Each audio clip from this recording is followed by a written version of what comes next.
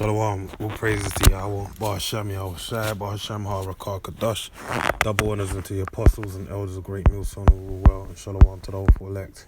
This video is entitled Esau Will Be Despised. Alright? And for context, Esau, alright, is a prominent biblical figure in the Bible, the Holy Bible, the scriptures, alright, from the book of Genesis to the book of Revelations. And as it tells you in the book of Sirach, there's basically good is set against evil, alright, and how the Most High made everything in pairs. So that duality of good versus evil is played out upon earth as well, which really started out is a spiritual aspect that plays out upon the earth, okay, and the physical representations upon the earth are Jacob, or the Israelites, right, which are known today as the so-called blacks, Hispanics, Native Americans, and also anyone that descends from them through their father's lineage, okay, because according to the curses they've been scattered the world over. And then also the evil being set against Israel or Jacob is Esau, the Edomites, alright, which today are known as the so-called white people and all of the descendants the world over, alright. So these two key figures are set one against another, and as is true to the nature of Esau being a demon, a devil, a deceiver, he's deceived the nations to believe that he's righteous and we're evil, okay.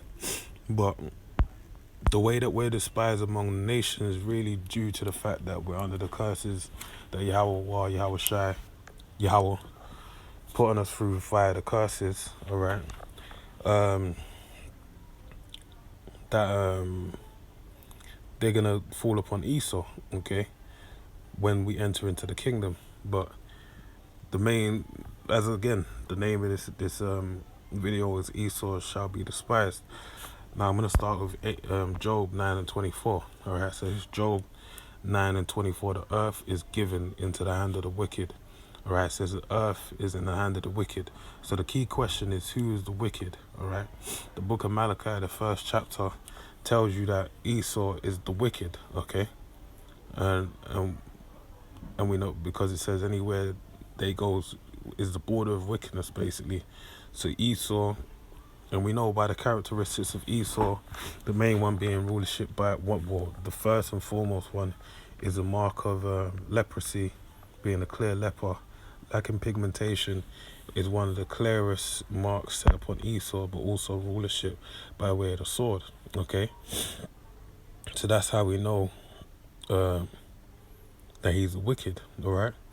And also his character speaks for himself. So as the earth is given into the hand of the wicked, he covereth the faces of the judges thereof, alright?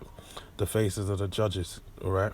Now, we know the Bible tells you that Yahweh, the one the world calls Jesus, which his true name is Yahweh Shai, and the Lashawan Kodash, the ancient Hebrew, is a so-called black man. But Esau says otherwise. Now, if you just open the Bible, it will clearly tell you that, but on his TV media formats, he basically perpetuates a different image, which is again fulfilling prophecy in the book of Thessalonians, where it tells you that he sitteth as the Most High.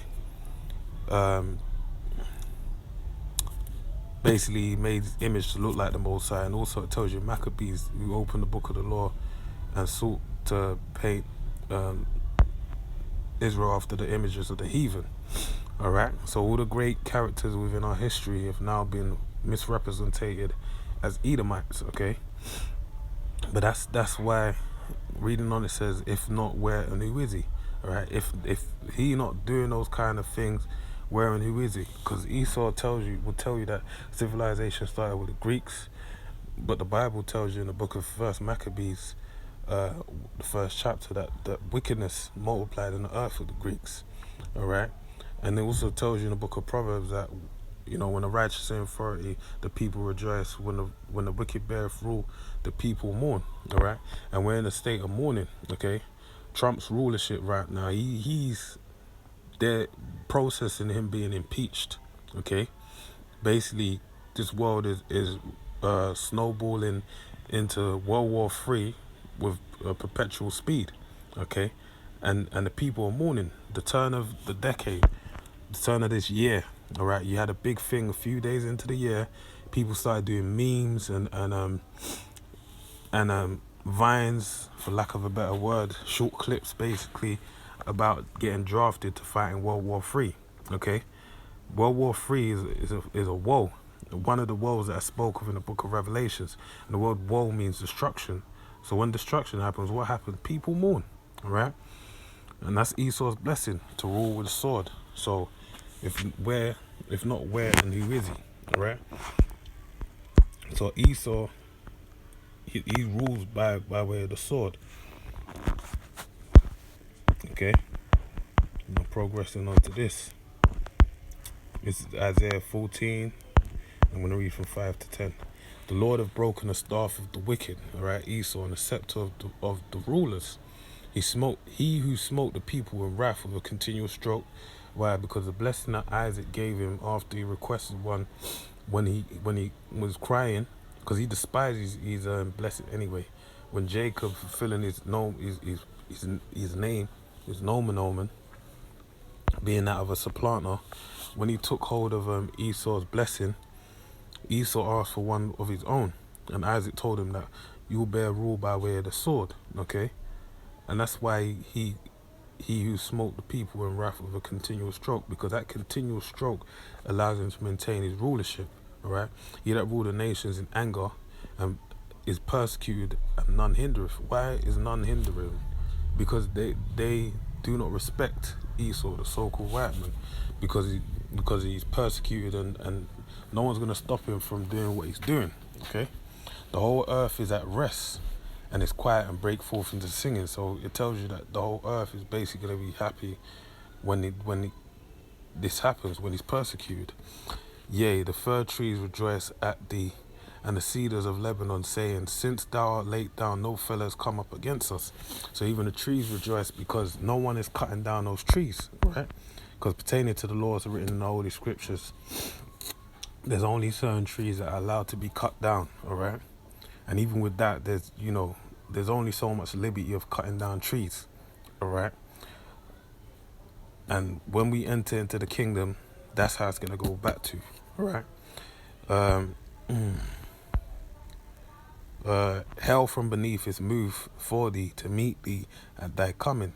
It stirreth up the dead for thee, even all the chief ones of the earth. So all these nations that you and your secret councils with in the book of, as it tells you in the book of Psalms 83, they're actually going to come up against thee, including the mother that birthed you being Britain, okay, the UK. It have raised up from their thrones and all the kings of the nations. All they shall speak and say unto thee, art thou also weak as we? Art thou become like unto us, all right? And that's the main thing. That's why Esau is going to be despised, because really what was keeping everyone in check to not mess with Esau and to allow him to, go forth with that continuous stroke was his sword, his military might. But now that it's diminishing and all these other nations are basically catching up to Esau in terms of his power, now he's being looked down upon, and they're basically sharpening their swords to get Esau. So this is Joel 3:9. Proclaim ye this among the Gentiles, prepare war, wake up the mighty men, let all the men of war draw near, let them come up. All right. So again, it tells you in the book of Isaiah 34 also that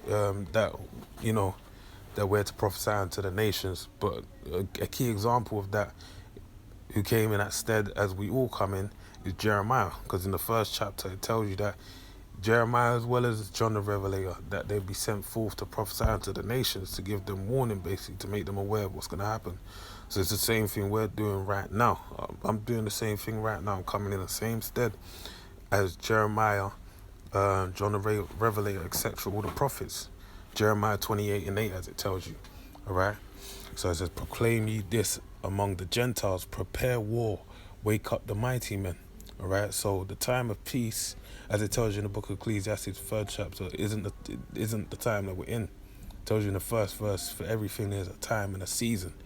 So we're in the time of war because the Most High is declaring for the Gentiles to basically prepare war. Wake up the mighty men. Let all the men of war draw near. Let them come up. All right. So let them all come up and gather together. Beat your plowshares into swords and your pruning hooks into spears. Let the weak say I am strong. So those weak nations that had no place to be talking any kind of badness or any war talk with America, they're basically going to go from being weak to becoming strong, because their military might is going to come on par with America to be a worthy opponent. Assemble yourselves and come, all ye heathen, and gather yourselves together round about Tivah. All right. Cause thy mighty ones to come down, O Lord Yahweh. Let the heathen be wakened and come up to the valley of Jehoshaphat. All right, which is the Lebanon in the Middle East. Okay, which is basically where they're all going to assemble for this World War III to break out in. The valley of Jehoshaphat. Jehoshaphat means Yahweh Shaphat. Yahweh is the name of the Most High, He to be, and Shaphat means judgment. So it's the valley of decision, or the valley of the Most High's judgment. For there will I sit, and a valley also presents a low land for these low lives to basically go there and be killed. All right. For there will I sit to judge all the heathen round about, and that's what He's gonna do. Put ye in the sickle, for the harvest is ripe. Okay, that means the time is come for the fruit to be plucked. And what's the fruit? What did the fruit grow out of? Out of all the mischief that's been played out upon the earth. First off, starting with Esau, Edom, but also the nations participating, because they're gonna basically destroy Esau, Edom. But guess what? When the Most High sends forth Yahweh Shai and the elect, they're gonna also destroy all of those heathens and subjugate them and put them in slavery for 1,000 years. All right. So it says, "Come get ye down, for the press is full and the fats overflow, for the wickedness is great. Multitudes, multitudes in the valley of decision, for the day of the Lord is near in the valley of decision. The sun and the moon shall be darkened, and the stars shall withdraw their shining." All right. So literally it's going to be darkened by way of the nuclear war, but also talking about there's going to be no wisdom or understanding, wisdom or knowledge for the things wisdom, knowledge, and understanding for the things that's going to come to play. But the only ones that are going to know are the elect that are going to know. All right. And these things are quickly happening. Esau is being despised among the heathen. That's why you have all these different nations gathering up and assaulting what you call it, the words on the tip of my tongue, alliances with Russia and China. Okay, because they know that they're great powers. They're the only other powers that sit in the Security Council that are able to veto anything that America, the United Kingdom, and France, I believe, which are the main three that sit also in that Security Council. They are the only ones that have that ability, and they're headstrong against America.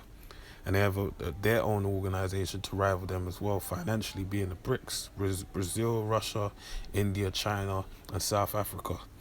So I pray that you